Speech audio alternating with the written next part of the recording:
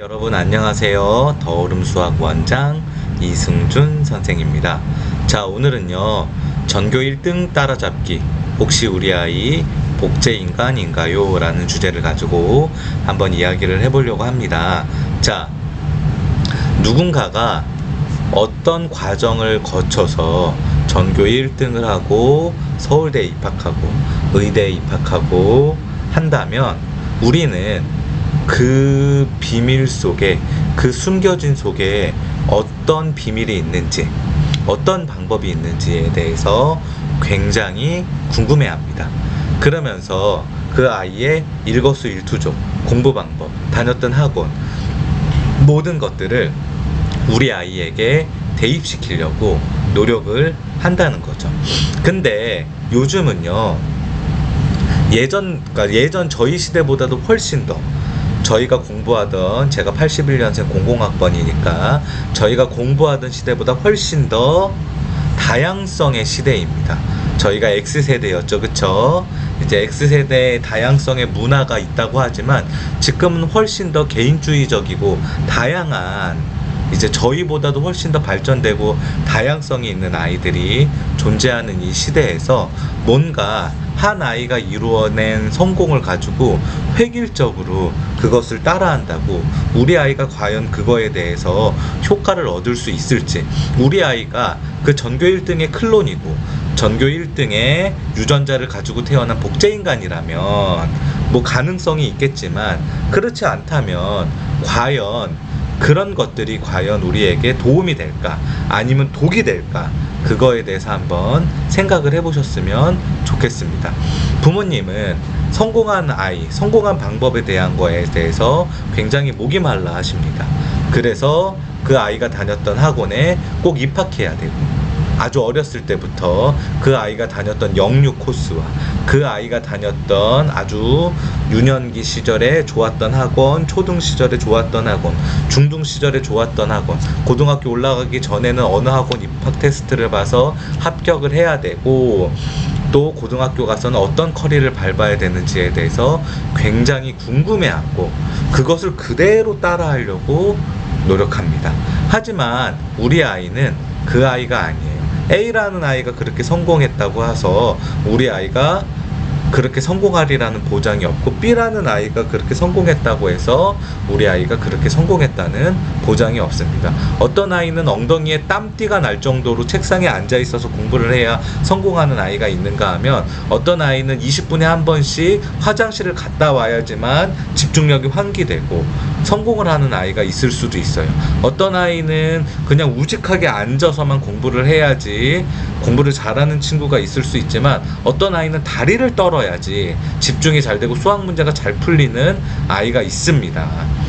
그거를 우리가 어느 방법이 좋다 나쁘다, 그냥 우리가 일반적인 사회 통념상 그래도 전체적인 대전제의 그림은 그려줄 수 있지만, 어느 것이 맞다, 어느 것이 나쁘다라고 단정 지을 수는 없어요. 요즘 시대는 더욱더 그렇다고 생각이 듭니다. 하지만 요즘 어머니들은, 요즘 부모님들은 우리가 그 다양성의 X세대를 살아왔고 우리가 그 다양성의 시대를 살아왔다고 하지만, 우리가 조금 더 그런 부분에 대해서 인정을 못하고 조금 더 그 다양성에 대한 것보다는 조금 더 획일주의적으로 가려는 그런 것들이 있습니다.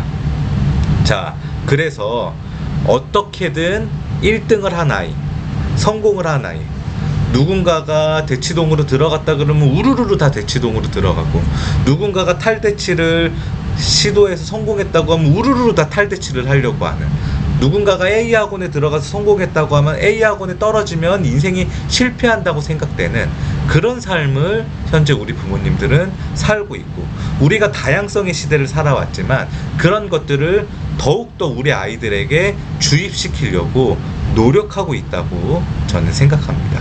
자, 우리 시대, 제가 이제 아까 서두에서 말씀드렸지만 81년생 00학번이라 그랬죠. 우리 시대에 많이 배웠죠.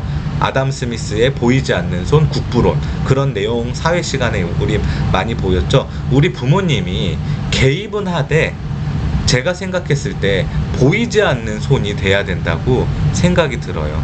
아이를 도와줘야 돼요. 공부를 잘할 수 있게 도와줘야 돼요. 그냥 방치하고 내버려두면 안 돼요. 저는 개입을 해야 된다고 생각해요. 부모의 개입이 있어야지 된다고 생각하지만 적극적인 나의 100% 주장이 들어간 개입이 아닌 보이지 않는 손.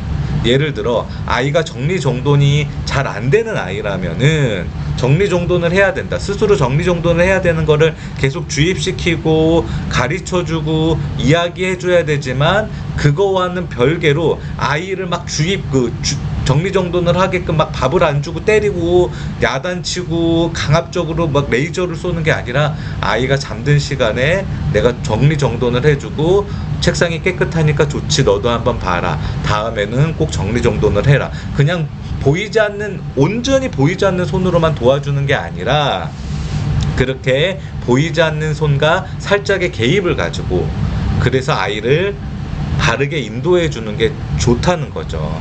학원만 전교 1등 따라잡기로 복제인간 클론을 만드는 게 아니라 우리 아이가 오답을 부족하면은 오답을 잘해줄 수 있는 나만의 학원을 찾던지 아니면 엄마가 오답을 잘 풀 수 있게끔 문제지에 체크를 해서 다시 풀게끔 해주던지 그런 식으로 뭔가 보이지 않는 손의 개입으로 인해서 우리 아이가 공부를 잘하게끔 만들어줘야 된다는 거예요. 온전히 뭔가의 획일적인 옛날에 그 컨베이어 벨트 안에서 찰리 채플린의 영화에서 그냥 부속품처럼 똑같은 너트만 조이다가 집에 가서도 밥을 먹을 때도 똑같은 너트를 조이는 것처럼 손 모양을 하고 행동을 하듯이 그런 것들이 아니라 뭔가 다양성을 더욱더 인정해주고 더욱더 도와주면서 보이지 않는 손의 개입을 인해서 아이가 조금 더 곁길로 빠지거나 조금 더 돌아가려고 했을 때 그런 부분을 잡아주는 그런 역할을 하는 게 훨씬 더 우리 아이들에게 좋은 도움이 될 수 있다고 생각이 들어요. 여러분들 우리 아이들 부모님이 생각하는 것보다 훨씬 더 다양성이 있고 훨씬 더 개인주의적인 영향이 강하고 훨씬 더 우리 부모님이 생각하는 것보다 많은 부분을 품고 있어요. 하지만 이런 친구들이 우리가 다양성의 시대를 살아왔지만 다양성의 시대를 살아온 우리가 어른이 되고 기득권 세력이 되고 기성세대가 되고 꼰대가 되면서 우리가 그 아이들에게 우리의 다양성을 인정하지 못하는 우리 부모님들보다 더욱더 다양성을 인정하지 못하고 더욱더 획일적으로 하려고 그러면 이 친구들 초등학교, 유치원, 초등학교 저학년, 중학년, 고학년까지는 어떻게든 버틸 수 있을 거예요. 하지만 이 친구들이 중학교, 고등학교가 돼서 내가 이거 안 지켜도 돼. 내가 이거 안 따라도 괜찮을 것 같아. 한번 말 안 들어보고 엄마 아빠한테 반항해보고 엇나가 봐도 엄마 아빠 어떻게 할 수 없어 라는 걸 아는 순간 저희가 저희 부모님들한테 반항하고 저희가 저희 부모님들한테 엇나가고 저희가 저희 부모님들한테 못마땅했던 거랑은 파괴력이 훨씬 더 다르게 훨씬 더 크게 걷잡을 수 없을 정도로 우리 아이들은 훨씬 더 우리에게 반항하고 우리에게 엇나가고 우리에게 각을 세울 수 있다는 거죠.